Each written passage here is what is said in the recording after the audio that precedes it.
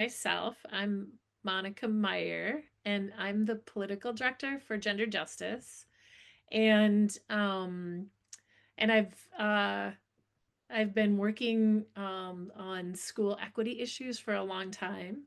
I started when I started work at Outfront Minnesota in 2001. It was one of the first issues I started working with now, Senator Scott Dibble on looking at how we can make our schools more safe um, and more welcoming so that all kids can just be healthy and happy and have a good experience in our schools and not face discrimination because they're LGBTQ.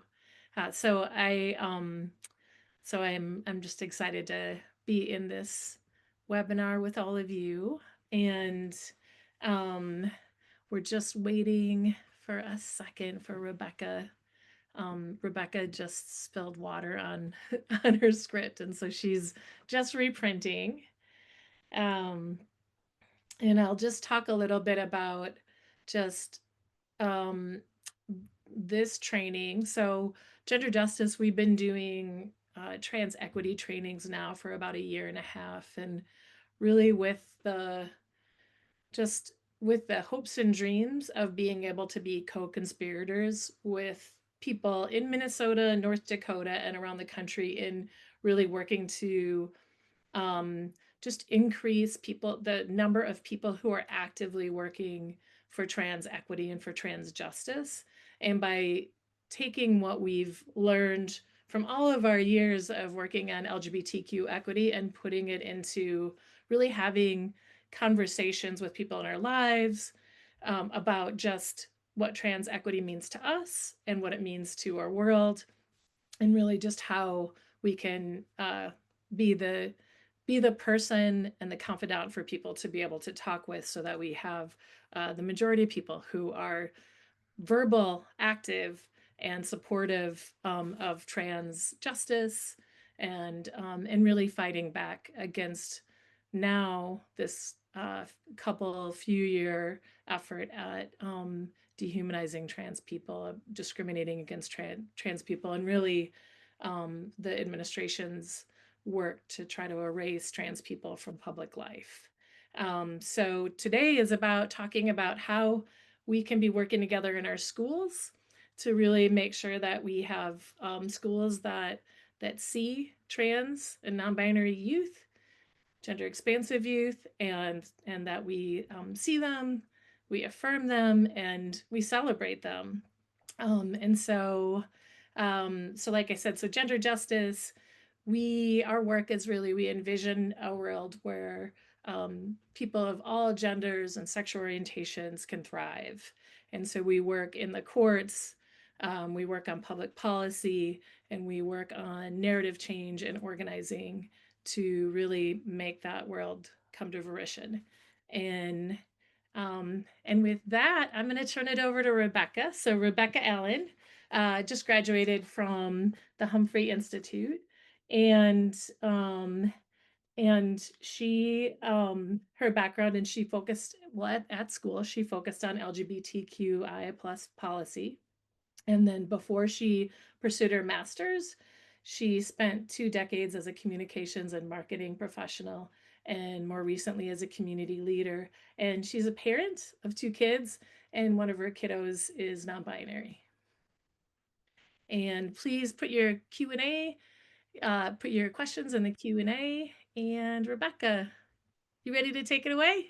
I am. Thank you so much. Thanks, everyone, for being here tonight. I had a little bit of technical difficulties on this side, so I appreciate everyone's patience.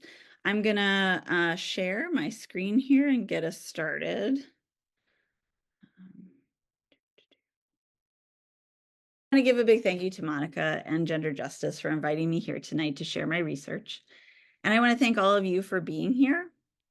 I know we are in an increasingly hostile environment, and it feels hard to engage in this work sometimes, at least it does for me. So I really want to thank you for taking the time. Tonight, I'm going to share some negative statistics and some tough stories about trans and non-binary kids in our schools.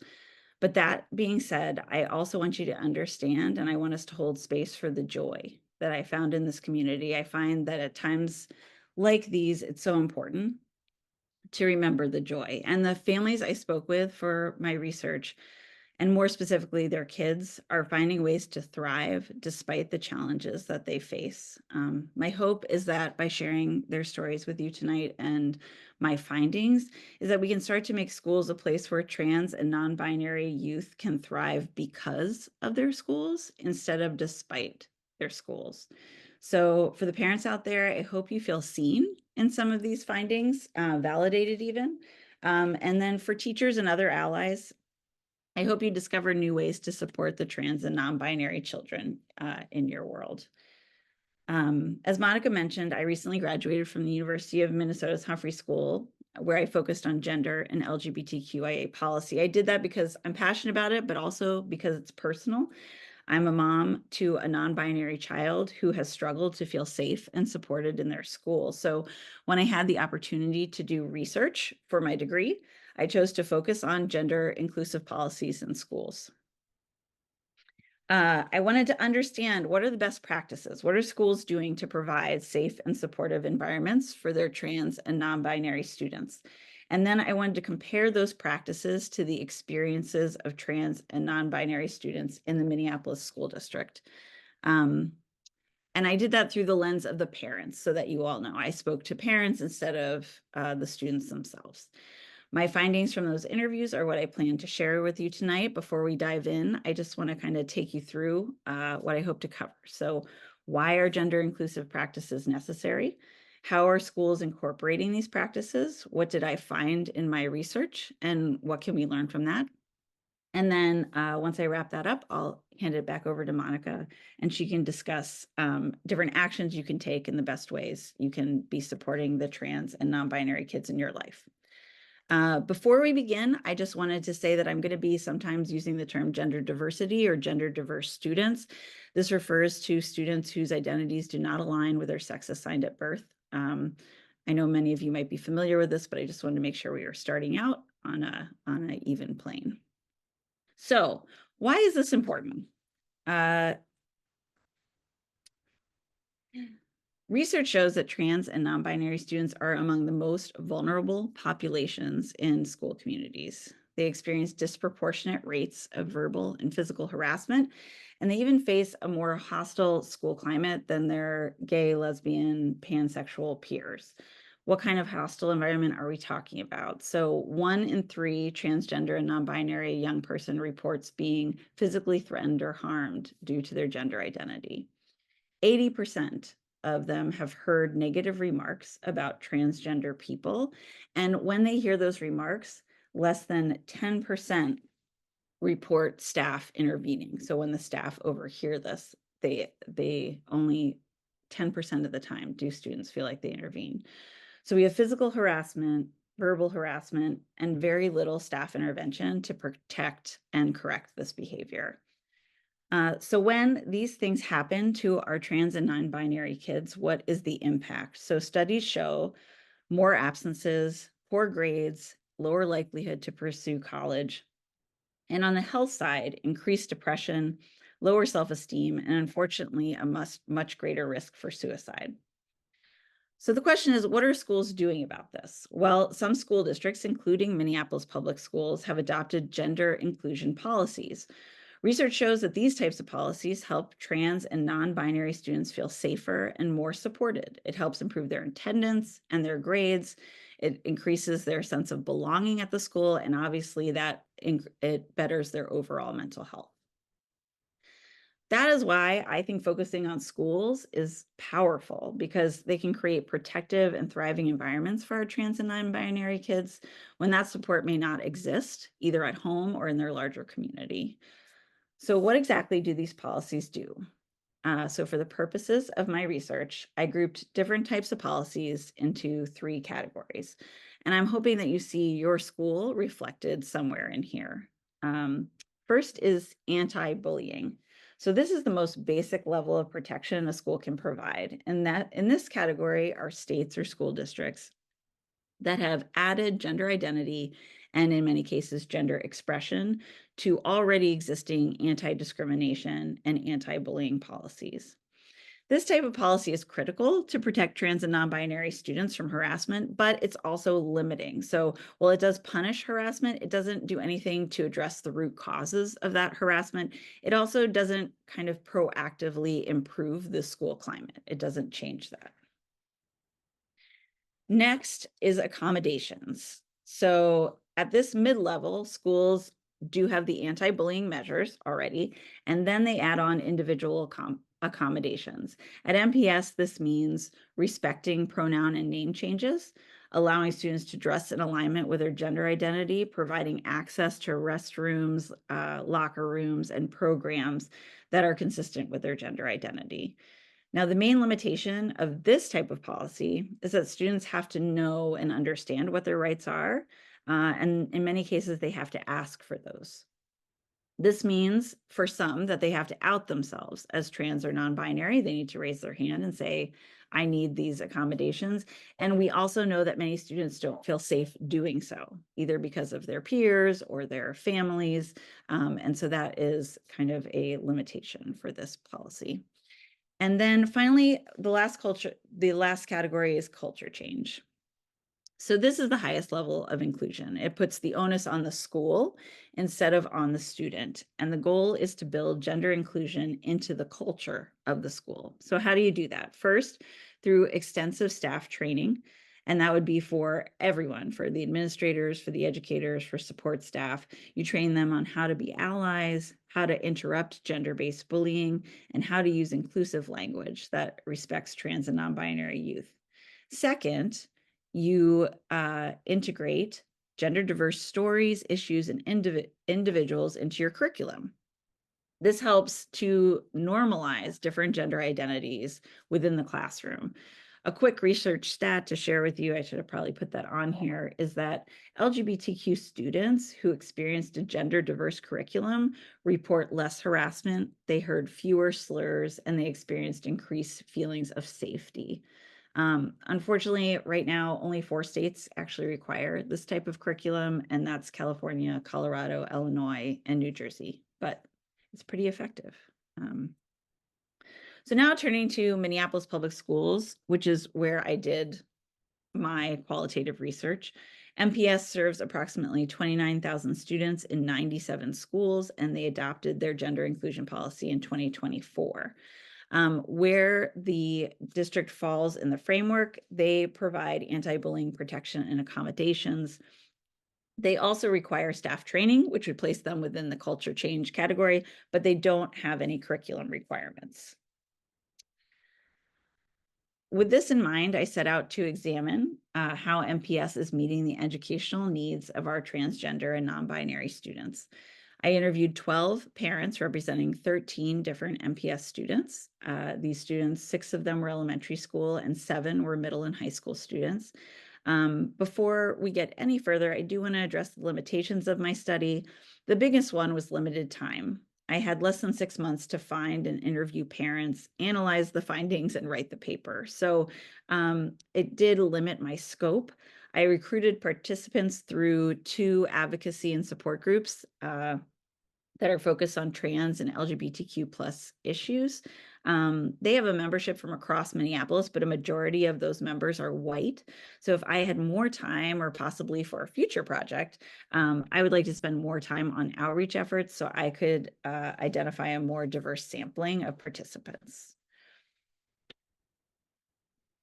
Now on to my findings. So the first thing I wanted to say is that while this is for MPS schools, I do believe that no matter what your school is or what your situation, you will find things within these findings that resonate, and also that maybe you can take back with you to help maybe advocate for some changes. So as we said above, MPS has anti-bullying policies in place, but gender-based harassment of trans and non-binary students is occurring regularly in our schools. Almost every parent I spoke with shared at least one example of gender-based bullying. So here are some quotes from those interviews. A child would chase them down on the playground, kicking them repeatedly and asking them why they have a voice of a boy, unquote. Another quote, they hear students were intentionally calling them it and just being mean. And another one, quote, classmates say stuff like, why would you want to be like that? Or you're going to go to hell. More concerning is that the harassment is often going uninterrupted by staff. Here's how one parent remembered her child's reaction when staff didn't intervene on their behalf. It felt like a betrayal, like these people are supposed to stand up for us and they're just acting as if they don't see things. Especially with the climate that we're living in right now, we need people to speak up.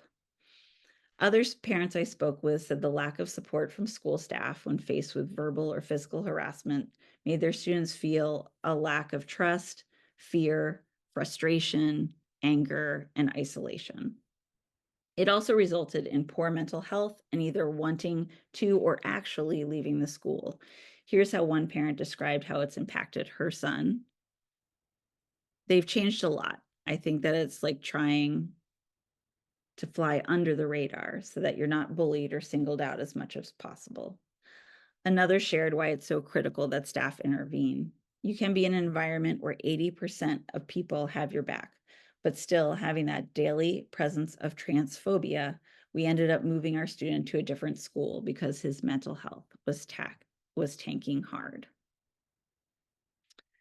The next theme that I want to call attention to is related to the accommodations piece of the MPS policy.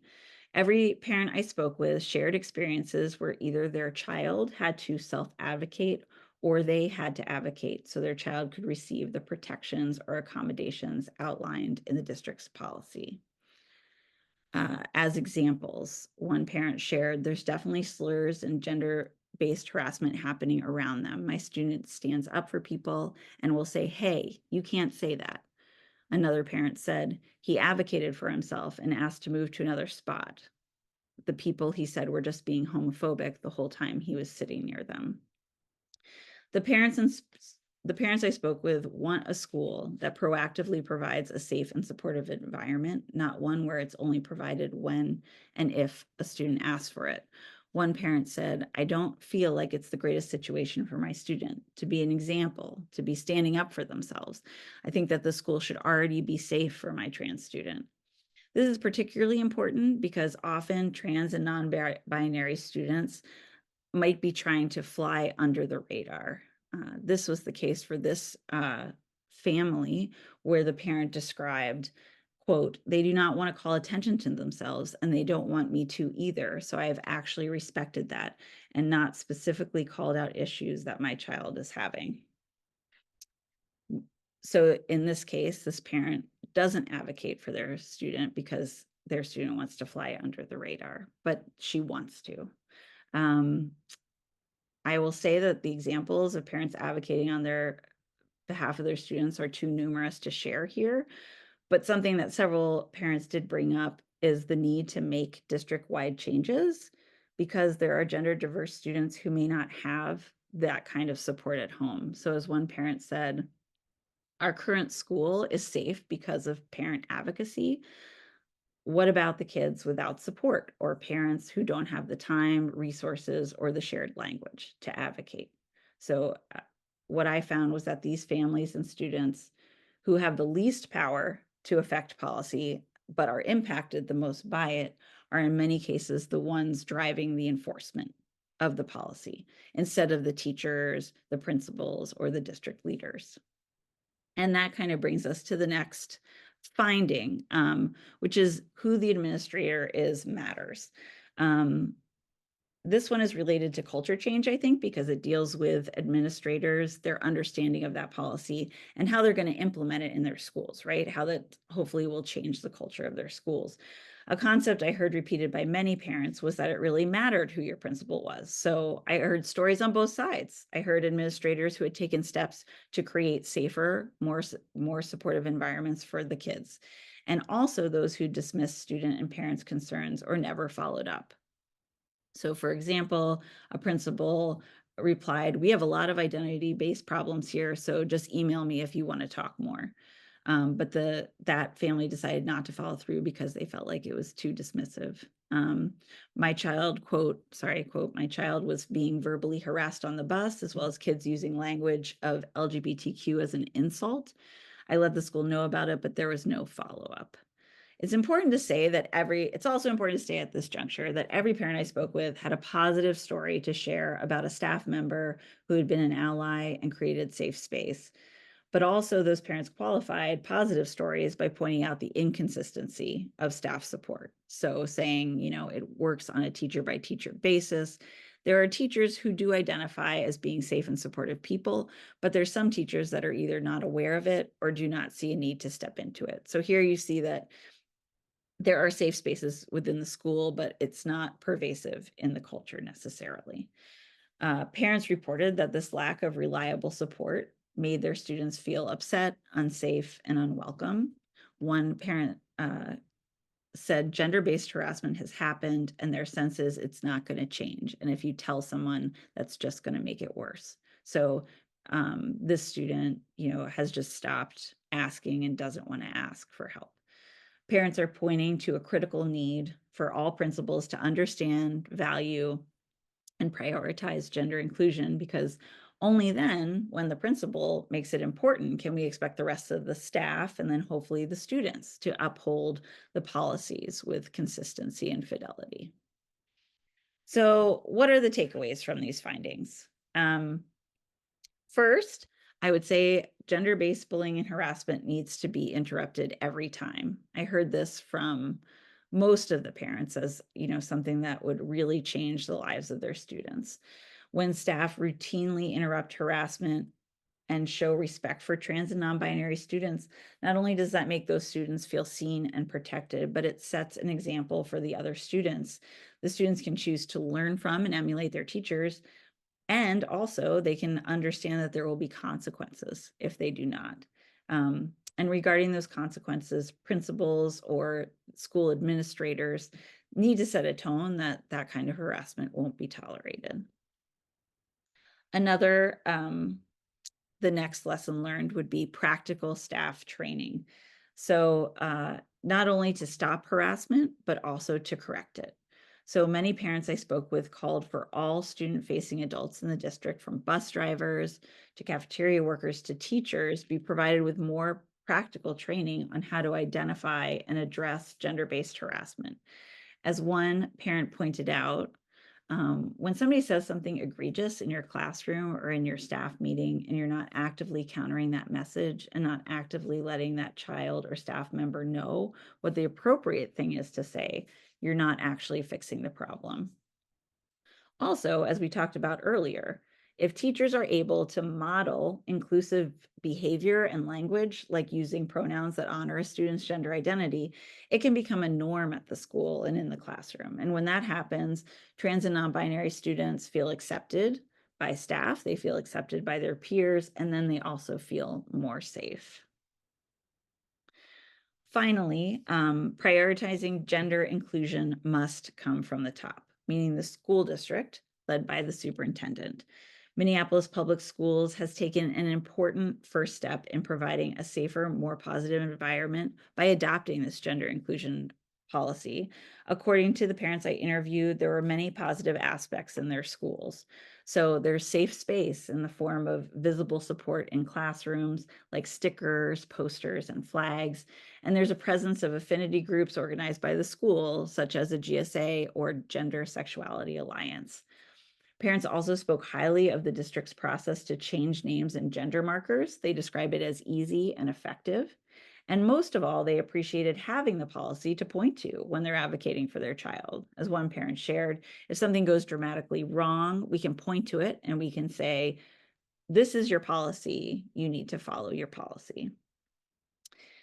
What I want to hold now is it's really important to acknowledge that Minnesota, and specifically Minneapolis Public Schools, do provide more protections and accommodations for trans and non-binary students than schools in half of the states in this country. And I think all parents that I spoke with were very grateful for that. However, the final point on this slide calls attention to one of the problems, which is that if all MPS schools are not prioritizing and not working on gender inclusive practices if parents and students are having to advocate for the protections and accommodations, then there's an issue with how it's being implemented, how the district's policy is being implemented, and how they're holding schools accountable. Gender inclusive practices should not be happening only if those impacted by them raise their hand, identify themselves, and ask for the inclusion. The district needs to take the lead and make sure schools are providing safe and supportive environments for our kids without having to be asked. So in that way, I say we have to do better. And that kind of leads us to my slide here, which is we all do better when we all do better, which is a famous quote by the late great US Senator Paul Wellstone from Minnesota. It encapsulates what gender inclusion can mean for overall school culture. As I mentioned earlier, gender inclusive practices can have a significant and positive impact on trans and non-binary students, both academically and socio-emotionally. But also, research has shown that when schools work to improve school climate and safety for LGBTQ plus youth, all students experience a more supportive climate and feel more connected and respected and accepted. So literally, they all do better when they all do better. I'll conclude there, but before I hand things over to Megan, I wanted to take a moment to say thank you to all the parents who took the time to share their stories with me for this research. It's a scary and overwhelming time to be the parent of a trans or non-binary child right now, and so I so appreciate them trusting me with their stories. We know the best way to combat negative stereotypes and to push back on false rhetoric is to humanize the people who are being vilified. But right now, parents of trans and non-binary kids are scared. They don't want to subject their families to any outside dangers. So I was hopeful that by sharing their stories anonymously, together we can make a little headway. And like I said at the start, not forget the joy. There's so much joy in these families and these kids. And hopefully we can create more schools where that joy can thrive.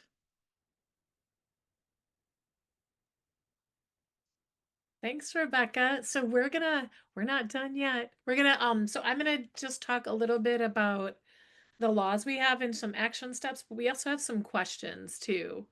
So, so I'm just going to touch some on the laws we have. So I find this part also very hopeful, along with all of you and all the people we know around Minnesota who are working for trans equity. And um, one of the things we can be really proud of is we have really strong laws in Minnesota. And we've been able to prove that it is unconstitutional to discriminate against trans youth. And so the courts we've had some court cases that Gender Justice has brought forward with some legal partners, and really it's just about taking our current laws that we have and really putting them to the test and really showing what they mean and how in real life in our real life world how these protections really work. And so um, and one of the cases is in Anoka Hennepin. This is one of a couple lawsuits that Anoka Hennepin has faced, and it was really that they were discriminating against a trans student, and um, and they were discriminating against them. And the story is some of it is on our website, but basically they really made the life of that student hard to just be able to participate, to be able to be a student, to be able to learn, to be able to just continue, building like friendships. And so we were able to sue and we won. But again, it just, each of these protections that we have is really being put to the test right now. So I will say that we have all of these, and if you could forward to the next slide.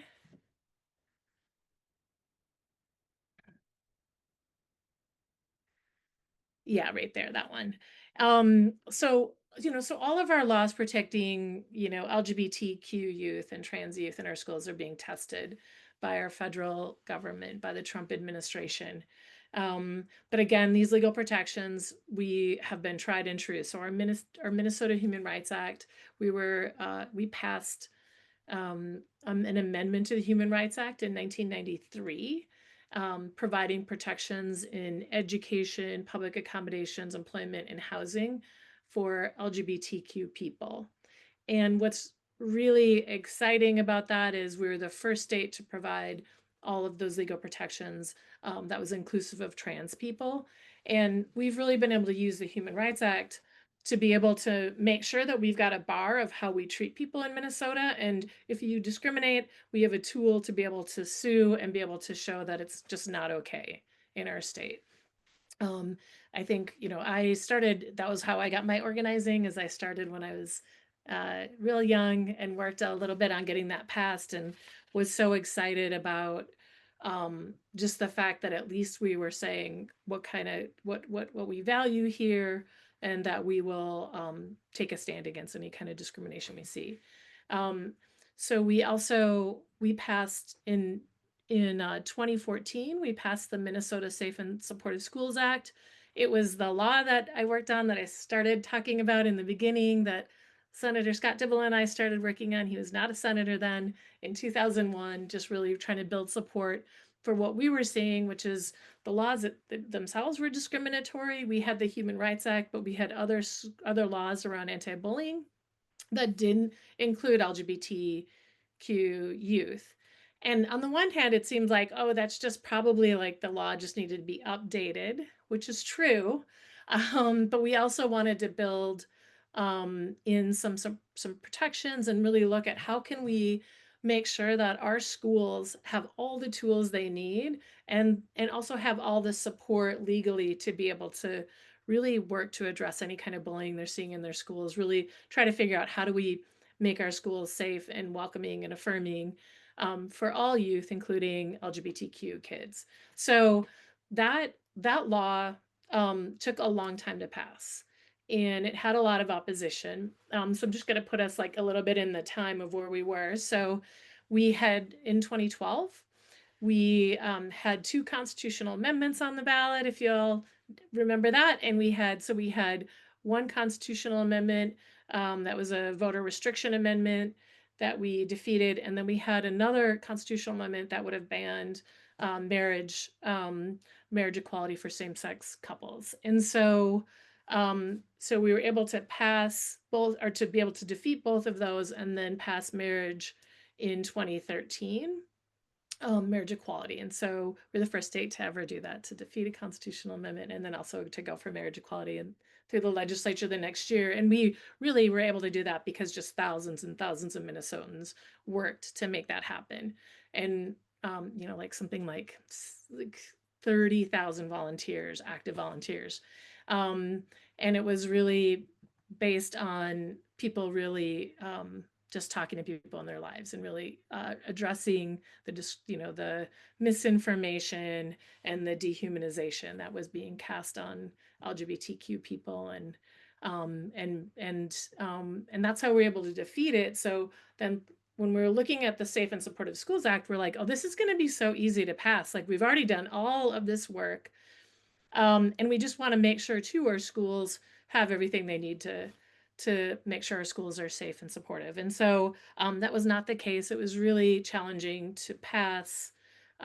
We were able to do it, but I just think what was happening is for one, that's notable about today. So fast forward to today, is the arguments were not against trans kids inclusion. The arguments against passing it were about the fact that this is going to be really familiar though, that we were just trying to convert people to being LGBTQ. And so by having these laws that actually say you can't be bullied based on who you are, somehow that would some kind of, I don't know, just some fear mongering about how somehow that's going to convert kids to being LGBTQ. Um, and one of the things that really helped when we were going to pass it is, of course, there were just lots and lots of parents involved, lots and lots of youth who were speaking about their own experience in the schools. The youth actually led all of the work to get the bill passed. And then we also had a lot of educators and other staff and administrators in schools saying, please help us make our schools safer. And by doing that, if we have strong protections in place, it gives everybody, again, it gives everyone, I just want to say, cover too, to be able to say, like, this is state law. Here's what we stand for as a state, and here's what kind of schools that we want to have. And there's many other things to tell about that, getting that bill passed, but it was at the time one of the strongest laws that was passed in our country. Um, and so, and then the other protections we have a ban on conversion therapy. Right now in Minnesota, the Supreme Court is uh, taking up a case out of Colorado about bans on conversion therapy, but we have a strong protection here right now. We're also a trans refuge state, so I think we all know that there's lots and lots of people moving to Minnesota because we do have these great protections, legal protections. We have a ban on book bans, and of course, we have insurance coverage for gender affirming care for both youth and adults. And then we have an attorney general who is fighting to make sure that our laws are fortified. Um, uh, and so the other piece that we have is we have that's becoming more, um, that people are also talking a lot about, is that we have the Minnesota State High School League who who passed also in 2014. They passed just a policy just reinstating trans inclusion in sports. And that also was led by youth and youth athletes, um it actually passed. There was a couple tense meetings, but it really passed with full support. There was only one person on the Minnesota State High School League who voted against it. So they had a lot, there was a lot of support when it passed. So what do we do? What do we do now? And we're going to answer questions. So we have a letter in support of trans inclusion in sports right now. We're really asking people to sign it. We have over 2,000 people who've signed, and we also are asking you all and everyone to just have people sign on to that letter as well. There's a court case we have currently, the J.C. Cooper court case, and J.C. Cooper was prohibited from competition in USA powerlifting competition. And so this court case is before the Minnesota Supreme Court, and we're just trying to get as much support out there as possible. It's also a great way to have conversations with people in your life by asking them to do that. And then you can see what kind of questions they have and what kind of disinformation they're hearing out in the world.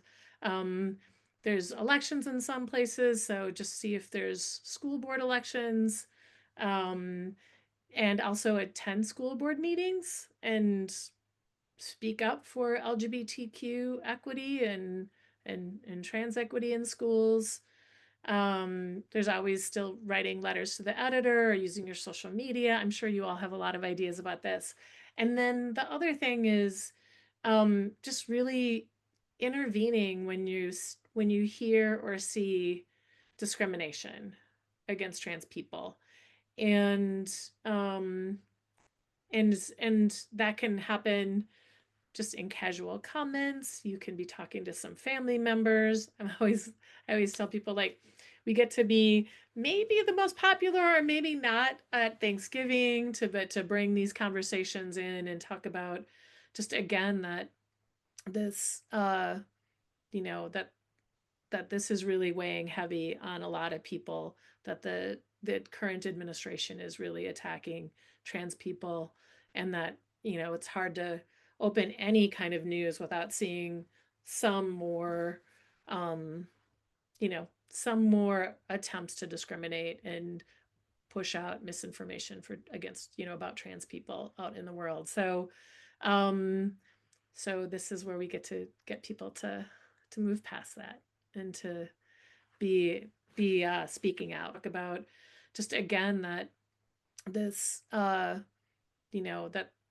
that this is really weighing heavy on a lot of people, that the current administration is really attacking trans people, and that, it's hard to open any kind of news without seeing some more, um, some more attempts to discriminate and push out misinformation for against, about trans people out in the world. Um, so this is where we get to get people to move past that and to be speaking out for trans equity. Um, and then just please put any questions you have in the Q&A. And I'll just say this, the Trevor Project, just they put out their most recent survey, and they asked youth, LGBTQ youth, what the effect of the current political climate is. And of course, like 90% said that it is negatively impacting them.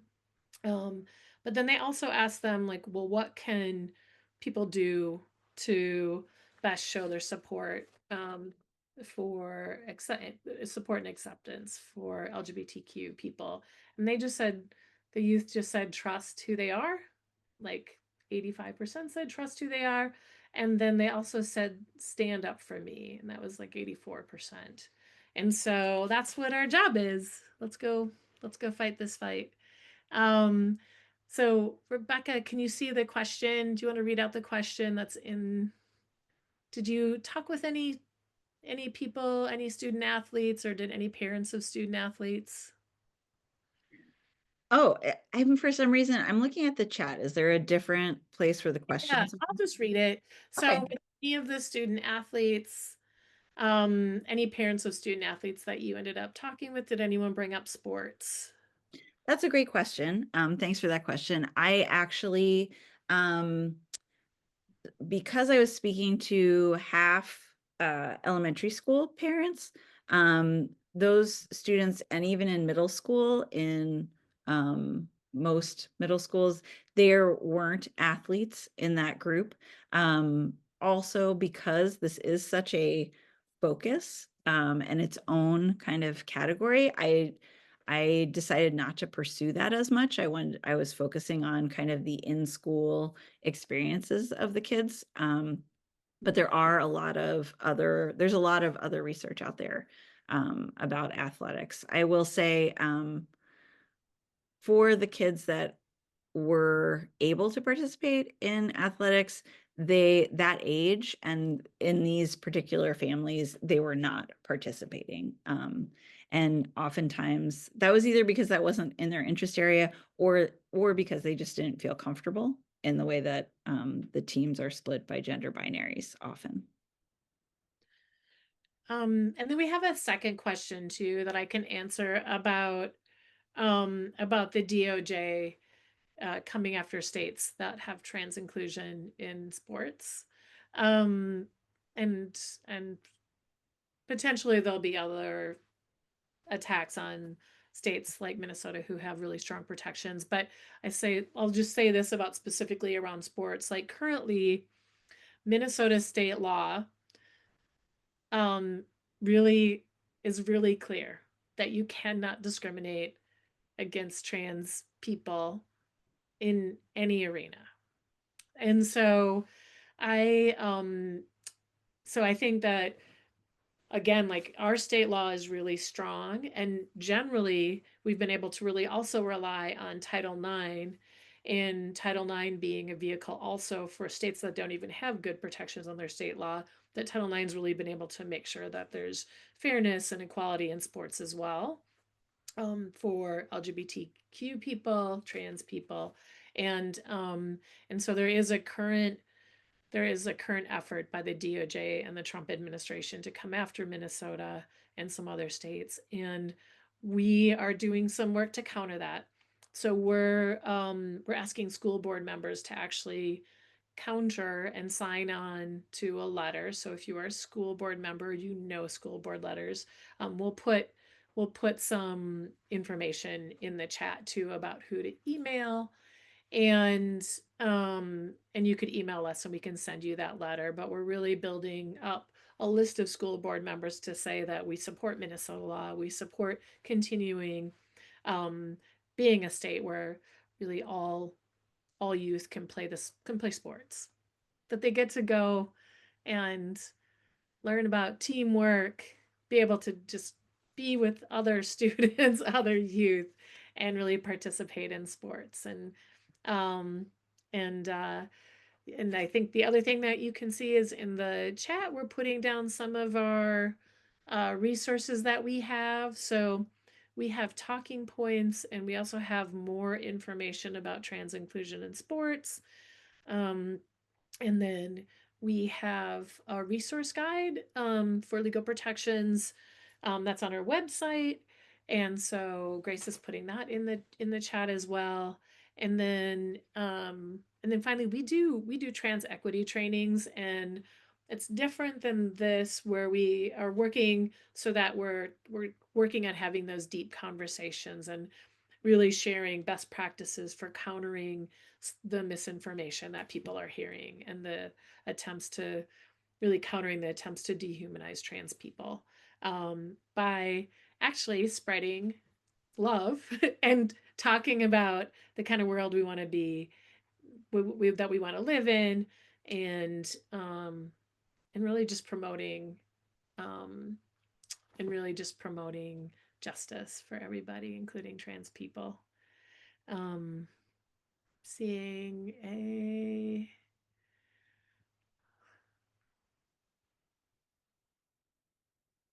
um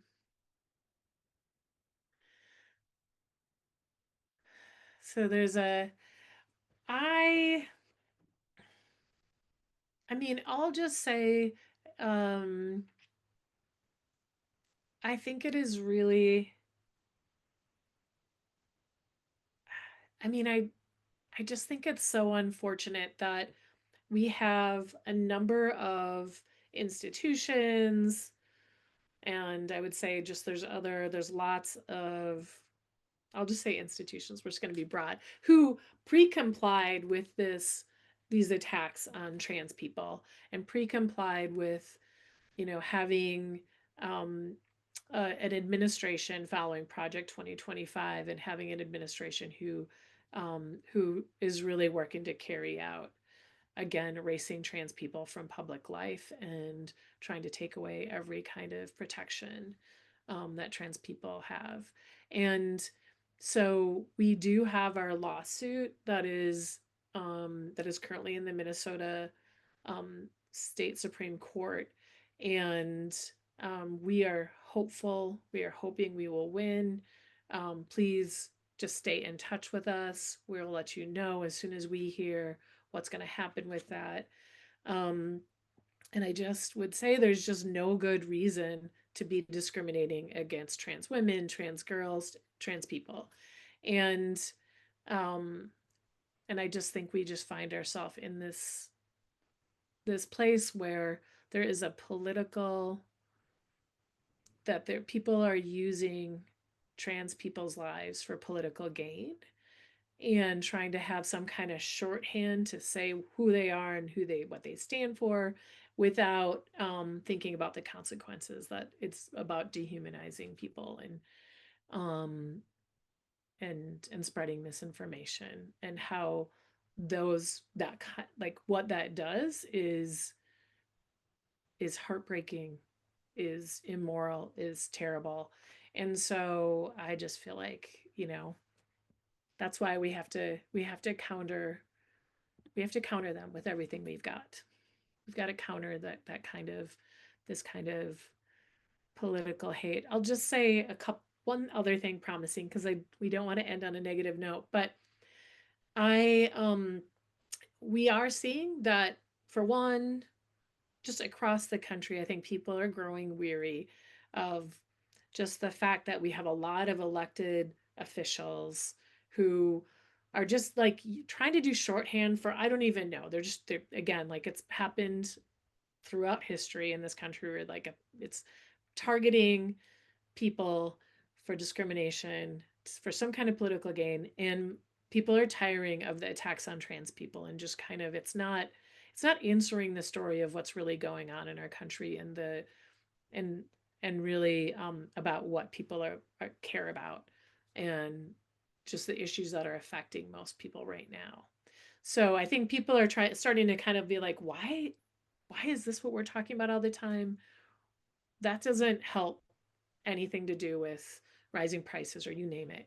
Um, and we and we had a poll in North Dakota more recently, and it was over 70% of North Dakotans said that they support parents having the right to take care of their kids, including providing and finding people to provide gender affirming care. Um, Over 50% want to overturn their abortion ban. And what people really wanted to see was affordable health care, affordable housing, childcare that they can afford. So I feel like we're hopefully turning the corner on this chapter of this most recent attacks on trans people. It hasn't always been this way. We can get through it. We're going to get by, and I think right now it's just really just beholden that we're all just talking about um, and putting more love out in the world and fighting for trans equity. Let me see. Yeah, do you want to talk about being a parent, Rebecca? I did. I found the Q&A. So I'll read the question. It says, as a parent, Rebecca, what's your own game plan for defending your family in this political context and practical advice for building a better future for your child? I think that it depends on the day how positive I feel in this realm. I do, but what I am doing is this kind of throwing myself into the research in this area. I think also, whenever it is your child, it's also just being there for them. And this is kind of where I find my hope, which is that my kids are joyful and they're thriving. And I will say, like, it's very helpful and it feels safer to be here in Minnesota. And, we can always make things better for them. And they do come home disheartened from school sometimes, but it's about finding those safe spaces, which, we are able to find here in Minnesota. There are a lot of supportive organizations and groups like Transforming Families. And I am going to be speaking actually to the Queer Trans Parent Advisory Council for Minneapolis Public Schools. That'll be happening on October 20th. But they're also a great organization if you're within Minneapolis Public Schools to find support, and the kids come too. So there's community there. Um, and that talk will be kind of more focused on specific things within the school district than the larger themes I talked about today. I also want to let people know that you can, my paper goes into much more detail in a lot of the things that I said. And so you can download that online. I think we put the link in the side there. But I think community is the answer. I mean, I think, and I want to thank Gender Justice for what they do. It makes us feel, to have Gender Justice, to have Attorney General Ellison, I think as a whole, it makes the families feel protected on a daily basis. But community is the answer.